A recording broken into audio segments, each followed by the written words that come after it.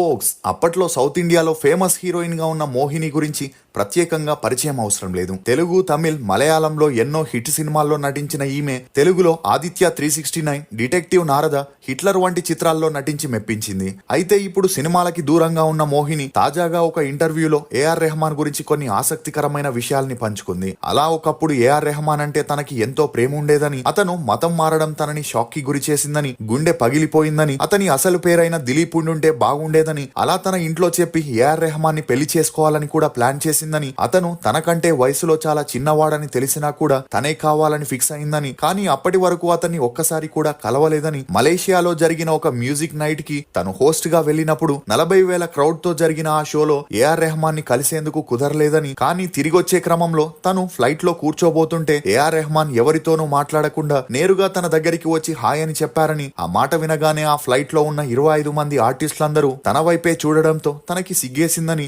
అలా అతను ఎక్కువగా మాట్లాడకుండా వెళ్లిపోయారని, కానీ అప్పట్లో ఇప్పటిలాగా ధైర్యంగా నెంబర్లు అడిగి తీసుకునే పరిస్థితి ఉండేది కాదని, అలా ఆ తర్వాత అతన్ని కలుద్దామంటే కుదరలేదని మోహిని చెప్పడంతో ఈమె వ్యాఖ్యలు ఇప్పుడు అన్ని చోట్ల హల్చల్ అవుతున్నాయి. శ్రీ రాఘవేంద్ర జ్యోతిషాలయం శ్రీ రాఘవేంద్ర స్వామి ఉపాసకులు, ప్రముఖ జ్యోతిష్యులు, ప్రధాన తాంత్రికులు శ్రీ ఎంకే శాస్త్రి గారు మీ జీవిత సంపూర్ణ భవిష్యత్తు తెలుపగలరు. స్త్రీ పురుష వశీకరణం 100% గ్యారంటీ. భర్తను పరస్త్రీ వ్యామోహం నుండి విడిపించడానికి, భార్యను పరపురుష సహవాసం నుండి విడిపించడానికి, మీరు ఇష్టపడిన వారు మీ నుండి దూరమై ఉంటే స్త్రీ వశీకరణ, పురుష వశీకరణం, ప్రేమ సమస్య, అత్తాకోడళ్ల సమస్యలు, భార్యాభర్తల కలహాలు, లైంగిక సమస్య, సంతాన సమస్య, ఇంకా మీకు ఎటువంటి సమస్యలు ఉన్నా దైవశక్తి పూజలు చేసి పరిహారం చేయగలరు. అసలు మోహినికి చేతబడి చేసి తన కెరియర్ ని నాశనం చేసిందెవరు? ఆమె భర్త ఎందుకు విడాకులు ఇవ్వాలనుకున్నాడు? మోహిని ఆ హీరో వల్లే బలవన్మరణానికి పాల్పడిందా? బ్రాహ్మణ కుటుంబానికి చెందిన ఈమె క్రిస్టియన్ మత ప్రచారకురాలిగా ఎందుకు మారింది అని నమ్మలేని నిజాల్ని ఈ వీడియోలో చెప్పడానికి నేను ప్రయత్నిస్తాను. మీరు మాత్రం ఈ వీడియోని పూర్తిగా చూడండి.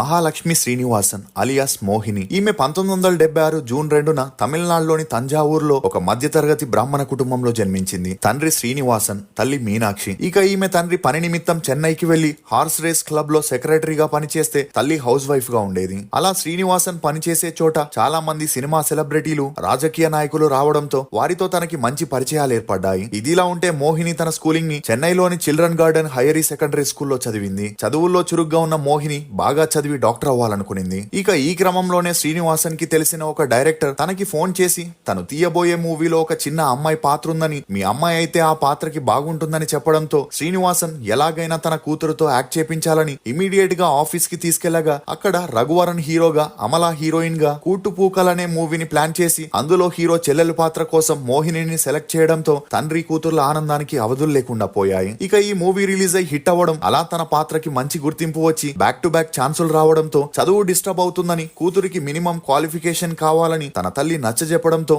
తండ్రి కూడా అందుకు ఒప్పుకున్నారు. కానీ ఒకసారి రుచి చూసిన నాలుక మళ్ళీ అదే రుచి కావాలన్నట్లు కొన్ని మూవీస్ లో యాక్ట్ చేసేసరికి మోహినికి సినిమాల్లో హీరోయిన్ అవ్వాలనే ఇంట్రెస్ట్ ఏర్పడి చదువులపై ఆసక్తి తగ్గింది. దీంతో తన 10th చదువుల తర్వాత ఫుల్ స్టాప్ పెట్టేసి సినిమాల్లో ట్రై చేయాలనుకునింది. ఇక అలా ట్రై చేస్తున్నప్పుడే కోదండరామయ్య అనే డైరెక్టర్ హీరోయిన్ ఓరియంటెడ్ మూవీ అయిన హీరమాన్ రోజావే అనే మూవీని ప్లాన్ చేసి ఫ్రెష్ ఫేస్ కోసం సెర్చింగ్ లో ఉన్నప్పుడే ఈ విషయం తెలిసి మోహిని తండ్రి డైరెక్టర్ కి తన కూతురు ఫొటోస్ ని పంపించగా తన కథకి ఆమె సరిగ్గా ఉంటుందని మోహినిని హీరోయిన్ గా సెలెక్ట్ చేశారు. అలా ఈమె చూడ్డానికి కాస్త మోడర్న్ గా కనిపించడంతో మహాలక్ష్మిగా ఉన్న తన పేరుని ఆ మూవీ డైరెక్టర్ మోహినిగా మార్చడం జరిగింది. ఇక ఈ మూవీ 1991లో రిలీజ్ అయి సూపర్ డూపర్ హిట్ అవడంతో పాటు మోహిని లుక్స్ కి ప్రేక్షకులు కూడా ఫిదా అయ్యారు. అలా తన రెండో మూవీకే బాలకృష్ణతో ఆదిత్య 369 లో హీరోయిన్ గా చేసే ఛాన్స్ వచ్చింది. నిజానికి ఆ మూవీలో హీరోయిన్ గా మొదట విజయశాంతిని అనుకోగా అప్పట్లో తను చాలా బిజీగా ఉండి తన డేట్స్ కుదరకపోవడంతో ఆ ప్రాజెక్ట్ నుండి తప్పుకొనింది. ఇక అలా డైరెక్టర్ సంగీతం శ్రీనివాసరావు గారు ఫ్రెష్ ఫేస్ కోసం వెతుకుతున్నప్పుడు తమిళ్లో మొదటి మూవీ హిట్ ఇచ్చిన మోహిని పేరు చర్చకు రావడంతో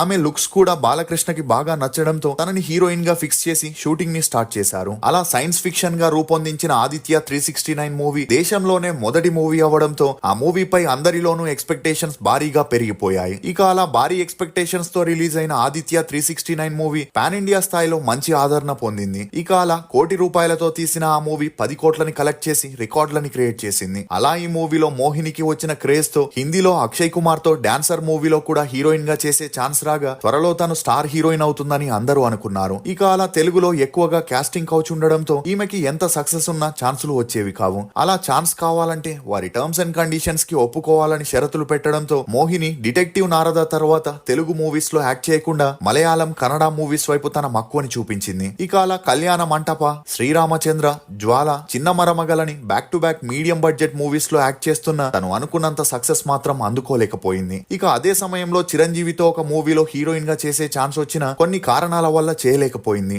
ఇక అలా హిట్లర్ సినిమాలో హీరో చెల్లెలు పాత్రకి చిరంజీవి మొదటగా మోహిని పేరుని రెఫర్ చేసిన మోహిని తండ్రి మాత్రం అందుకు ఒప్పుకోకుండా తన కూతురు తెలుగులో నటించదని కరాఖండిగా చెప్పడంతో ఆ పాత్ర కోసం మరో అమ్మాయిని సెలెక్ట్ చేయడం మొదలెట్టారు. కానీ ఈ విషయం మోహినికి తెలిసి ఎలాగైనా చిరంజీవితో కలిసి యాక్ట్ చేయాలని, అప్పుడే తన కెరియర్ ట్రాక్ లోకి వస్తుందని చిరంజీవికి క్లోజ్ ఫ్రెండ్ అయిన సుహాసిని కాంటాక్ట్ అవ్వగా ఆమె నేరుగా చిరంజీవితో మాట్లాడి ఆ పాత్రకి మోహినిని ఫిక్స్ చేయడంతో మోహిని ఆనందానికి అవధులు లేకుండా పోయాయి. అలా హిట్లర్ మూవీలో ఈమె చేసిన పాత్రకి మంచి గుర్తింపు వచ్చినా కూడా ఆ తర్వాత మోహిని చెప్పే టర్మ్స్ అండ్ కండిషన్స్ కి ప్రొడక్షన్ వారు ఒప్పుకోకపోవడంతో ఈమెకి తెలుగులో ఛాన్సులు రాలేదు. ఇక అలా ఉన్నట్టుండి అన్ని భాషల్లో కూడా ఛాన్సులు తగ్గడంతో మోహిని చేసేదేమీ లేక స్మాల్ స్క్రీన్ వైపు మక్కువ చూపించగా కాదల్ పగడే అనే సీరియల్లో హీరోయిన్ గా చేస్తూ తన సెకండ్ ఇన్నింగ్స్ ని స్టార్ట్ చేసింది. అలా ఈ సీరియల్ 1996లో సన్ టీవీలో రిలీజ్ అయి మంచి ఆదరణ పొందడంతో ఒరు పెండింగ్ కథై, షర్లక్ మామీ, రాజరాజేశ్వరి అని 10కి పైగా సీరియల్స్ చేస్తూ బిజీ అయింది. ఇదిలా ఉంటే మోహిని బంధువులు మోహిని సినిమాల్లో ఎదగడం, ఆర్థికంగా బలపడడం చూసి సహించక వారు ఆమెపై చేతబడి చేసి ఆరోగ్యం క్షీణించేలా చేశారని, ఆ తర్వాత తను షూటింగ్స్ కి తక్కువ హాస్పిటల్ కే ఎక్కువగా వెళ్లే పరిస్థితి వచ్చిందని, అలా దాన్ని పసిగట్టలేక తన తల్లిదండ్రులు కూడా తనని హాస్పిటల్ కి తిప్పుతూనే ఉండేవారని, అయితే తన ఆరోగ్యం కుదట పడకపోవడంతో కంటిన్యూస్ గా సినిమాలు చేయడం వల్లే ఇలా ఆరోగ్యం క్షీణించిందనుకొని పెళ్లి చేస్తేనైనా అన్ని సెట్ అవుతాయని సంబంధాలని వెతకడం మొదలెట్టారని, అలా అమెరికాలో ఫార్మా బిజినెస్ చేస్తున్న భరత్ కృష్ణ స్వామి సంబంధం రావడంతో తల్లిదండ్రులు అందుకు ఒప్పుకొని 1999లో మోహిని 23 ఏళ్ల వయసులో తనకి పెళ్లి చేసి అమెరికాకి పంపించేశారని, ఇక అలా కొన్నాళ్ళు అన్ని బాగానే సాగిన ఉన్నట్టుండి తన ఆరోగ్యం మరింత క్షీణించడంతో ఒక స్టేజ్ లో తన భర్త మోహిని తనని అసహ్యించుకొని విడాకులు ఇచ్చేయాలనుకున్నాడని, ఆ టైంలోనే మోహిని బలవన్మరణానికి పాల్పడిందని, అలా తన భర్త సరైన సమయానికి చూసి రక్షించాడని తనే ఒక ఇంటర్వ్యూలో చెప్పుకొచ్చింది. ఇక అలా ఆ తర్వాత ఈమెకి ట్రీట్మెంట్ ఇప్పించగా మోహినిని అర్థం చేసుకున్న తన భర్త ఆ తర్వాత అన్యోన్యంగా కలిసి ఉండడంతో వీరి సంసారానికి గుర్తుగా అనిరుద్, అద్వైత్ అనే ఇద్దరు అబ్బాయిలు కూడా జన్మించారని, కానీ పిల్లలు పుట్టాక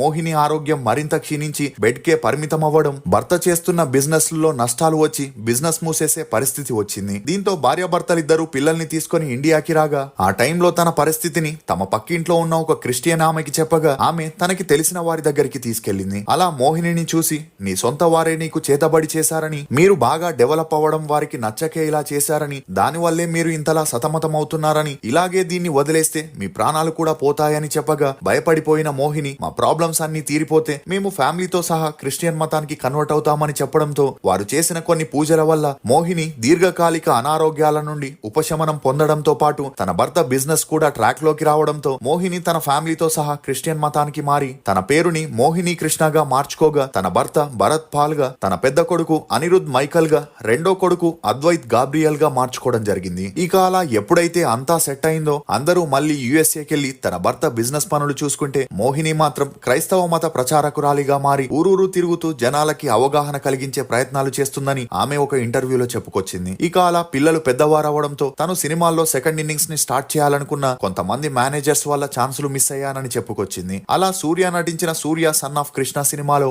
సిమ్రాన్ పాత్రకి మొదటిగా తనని తీసుకోవాలని డైరెక్టర్ అనుకున్నారని, కానీ కొంతమంది మేనేజర్లు ఆమె ఇప్పుడు నటించడం మానేసిందని చెప్పడంతో వేరే దారి లేక సిమ్రాన్ ని తీసుకున్నారని, అలాగే రజనీకాంత్ ముత్తు మూవీలో హీరోయిన్ గా తనని తీసుకోవాలనుకున్న కొంతమంది చేసిన కుట్రల వల్ల ఆ ఛాన్స్ మీనాక్షికి పోయిందని, అలా తనపై పగపట్టి తన కెరియర్ ని నాశనం చేయాలని చాలా మంది అనుకున్నారని, కానీ తనని ఆ దేవుడే కాపాడాడని చెప్పుకుంటూ ఎమోషనల్ అయింది. అలా తనకి అవకాశం వస్తే ఇప్పుడు కూడా చేసేందుకు సిద్ధంగా ఉందని, ఎవరైనా అవకాశం ఇవ్వాలనుకుంటే నేరుగా తనని సంప్రదించాలని మోహిని రిక్వెస్ట్ చేస్తూ చెప్పడంతో ఈమె వ్యాఖ్యలు ఇప్పుడు అన్ని చోట్ల హల్చల్ అవుతున్నాయి. ఇక అలా మోహిని ఇప్పటి వరకు 50కి పైగా సినిమాలు, 10కి పైగా సీరియల్స్ లో యాక్ట్ చేసింది. మీకు మోహిని నటించిన సినిమాల్లో ఫేవరెట్ ఏదనేది కమెంట్ సెక్షన్ లో తప్పకుండా తెలియజేయండి. ఫోక్స్, నమ్మకం ఉంటే మౌనం కూడా అర్థం అవుతుంది, నమ్మకం లేకుంటే ప్రతి మాట అబద్ధమే అవుతుంది. ఇది ఫోక్స్ నటి మోహిని గురించి కొన్ని నమ్మలేని నిజాలు. ఈ వీడియో మీద మీ అభిప్రాయాన్ని కమెంట్ సెక్షన్ లో తప్పకుండా తెలియజేయండి. మేము చేసిన ఈ వీడియో మీకు నచ్చినట్లయితే ఒక లైక్ ద్వారా మీ సపోర్ట్ ని మాకు తెలియజేయండి. For more interesting videos please subscribe to CR voice.